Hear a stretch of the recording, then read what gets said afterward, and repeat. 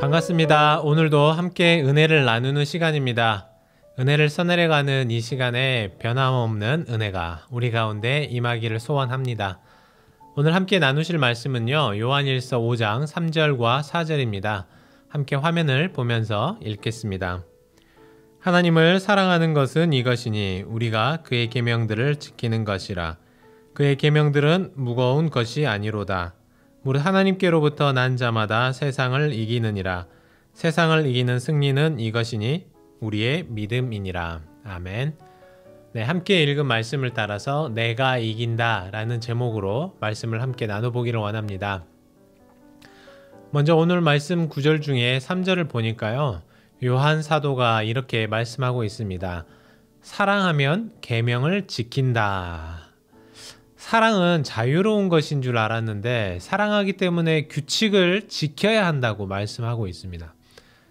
우리는 사랑이라는 것을 생각하면 어떤 달콤한 로맨스 정도로 생각을 하거나 아니면 요즘 TV 드라마나 아니면 영화에서 나오는 것처럼 어떤 격정적인 그런 사랑만 생각하기 쉬운데요.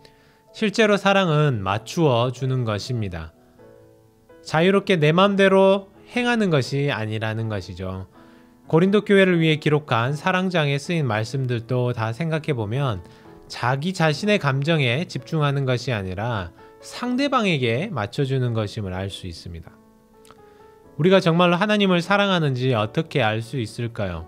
바로 하나님의 마음을 잘 맞춰드리고 있느냐 이것입니다. 내 뜻에 하나님을 끼워 맞추는 것이 아니라 나를 하나님께 맞추는 것입니다. 혹시 자녀를 두신 부모님들의 마음이 이와 같을까 생각을 해보았습니다. 저도 맛있는 음식을 굉장히 좋아하고 특히 치킨을 한 마리를 시키면 저는 날개를 좋아하는데 제가 그 날개를 다 먹고 싶고 맛있는 부위를 하나라도 더 먹고 싶은 마음이 있어요. 그래서 제가 아이들에게 아빠는 날개를 좋아하니까 아빠가 이거 다 먹을 거야 라고 해야 하는데 또 그렇게 해도 되는데 그렇지 못하고 애들이 뭘 먹는지 기다려주게 되죠. 아이들이 먹는 법칙에 나를 맞춰주는 것입니다. 한 조각 더 먹고 싶은데 기다렸다가 아이들이 안 먹고 남기면 먹게 되죠. 물론 저희 아이들이 엄청나게 많이 먹는 게 아니다 보니까 보통은 많이 남기고 그걸 제가 다 먹다 보면 결국엔 배부르게 먹게 될 때가 많죠. 그래도 나의 법칙을 아이들에게 요구해서 맞춰달라고 하지 않고 아이들이 음식을 먹는 그 법칙에 저를 맞춰주게 됩니다. 그런데 저만 그런 게 아니라 저의 어머니도 그랬고 아버지도 그러셨던 것 같아요. 본인들이 원하시는 음식이나 또 먹지 말아야 할 음식과는 상관없이 제가 좋아하는 것, 제가 원하는 것에 맞추어 주셨습니다. 나의 취향도 없고 입맛도 없어서 그러는 게 아니라 순전히 사랑하기 때문에 그 이유만으로 사랑의 대상에게 맞춰주는 것입니다. 하나님을 사랑하는 것도 마찬가지입니다. 우리가 어린아이와 같은 신앙일 때에는 하나님께 칭얼대기도 하고 또 때로는 소원수리 쓰듯이 우리가 원하는 것만 말하기도 하지만 우리의 신앙이 성숙해지고 우리의 하나님을 향한 사랑이 더욱 깊어질수록 나의 바라는 것을 넘어서서 하나님의 뜻에 맞춰 살려고 노력하게 됩니다. 그렇게 살아가는 내 모습을 볼 때에 우리가 정말로 하나님을 사랑하고 있다는 것을 알 수 있게 되죠. 이어서 사도 요한이 하는 말씀을 한번 더 보실까요? 4절에 보니까요. 무릇 하나님께로부터 난 자마다 세상을 이기느니라 라고 하십니다. 사실 이 말씀이 3절과는 조금 분리해서 많이 보기도 하거든요. 사랑과 승리가 조금 서로 거리가 있어 보이는 주제이잖아요. 사랑하면 져주는 거고 남에게 맞춰주는 거고 희생하고 양보하는 거죠. 하나님을 사랑하니까 양보하고 그리스도인이니까 세상에서 조금 더 손해를 보고 그러는 것 아니겠습니까? 사도 요한의 시대에 수많은 초대교회 성도들이 죽어나가고 고통을 받고 사회로부터 도태되거나 외면받은 채 살아가야만 했던 이유가 무엇일까요?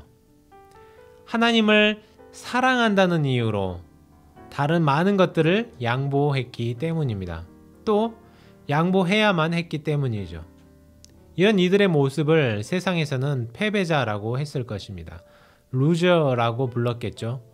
그러나 하나님이 보는 방식은 달랐다는 말씀이죠. 세상 사람들이 보기에는 루저였지만 하나님이 보시기에는 어떤 사람입니까? 승리자라고 하십니다. 너무 다르지 않습니까? 똑같은 한 사람이 겪은 동일한 한 사건을 두고 어떤 사람들은 루저라고 하는 반면 그리스도인들은 그를 위너라고 불러요. 어떻게 우리가 승리자일 수 있을까요? 4절 하반절과 5절을 계속해서 읽어보면 세상을 이기는 승리는 이것이니 우리의 믿음이니라. 예수께서 하나님의 아들이심을 믿는 자가 아니면 세상을 이기는 자가 누구냐? 라고 하셨습니다. 그렇습니다. 우리의 믿음이 우리를 위너가 되게 하십니다. 사실 세상에서 우리는 믿음 때문에 스스로 루저가 되는 길을 택하죠. 양보하고 포기하고 희생하는 것이 하나님의 법칙이니까 그렇게 하는 것입니다. 그런데 그게 패배의 길인 줄 알았는데 하나님을 믿고 따랐던 바로 그 길이 결국에는 승리의 길이 되더라는 것이죠. 그런데 여기 성경을 좀 살펴보니까요. 세상을 이긴다고 했잖아요. 여기 이 과거에 일어났던 이 표현, 이것을 과거에 일어났던 단 한 번의 사건으로 기록하고 있다는 것이죠. 여러분, 과거에 있었던 단 한 번의 사건, 바로 무엇을 말하겠습니까? 예수 그리스도의 십자가 사건이죠. 십자가에서 모든 죄악과 또 세상에 대한 승리가 이루어진 것입니다.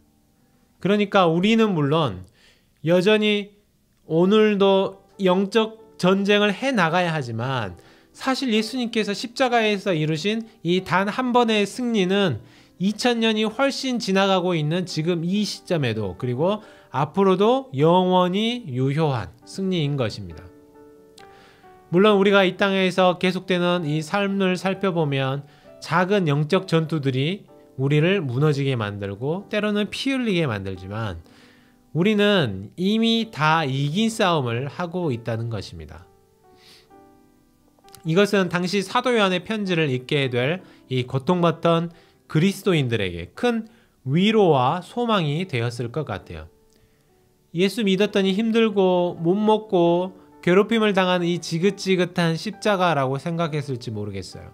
그러나 그 십자가가 바로 우리에게 승리를 주는 것임을 발견한 것입니다.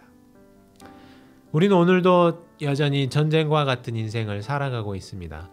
그러나 너무나도 감사한 것은 이미 하나님은 우리에게 주실 승리의 면류관을 다 준비해 주셨다는 사실입니다. 오늘도 험한 세상을 헤쳐나가며 어두운 이 시대를 함께 헤쳐나가는 많은 빈내리 성도님들 힘내시기를 바랍니다. 성경은 세상이 이긴다고 말하지 않습니다. 바로 내가 이깁니다. 예수 그리스도를 믿는 그분의 십자가를 믿는 바로 내가 이긴다고 말씀합니다. 함께 기도하실까요? 우리에게 승리를 주신 하나님, 감사합니다. 우리가 살아가는 지금 이 하루하루가 때로는 여전히 전쟁 같고 작은 전투를 치르는 것 같지만 하나님께서는 우리에게 이미 승리를 예배에 넣으셨고 또 승리를 이루셨음을 믿습니다. 하나님, 우리에게 주신 그 승리, 그것을 믿고 오늘도 담대하게 이겨나가게 하시고 우리 모든 빈내리 성도님들을 위로하여 주시옵소서. 이 모든 말씀 우리 주 예수 그리스도의 이름으로 간절히 기도하옵나이다. 아멘. 네, 오늘 말씀을 계속해서 생각하면서 조금 더 기도하시기를 바랍니다.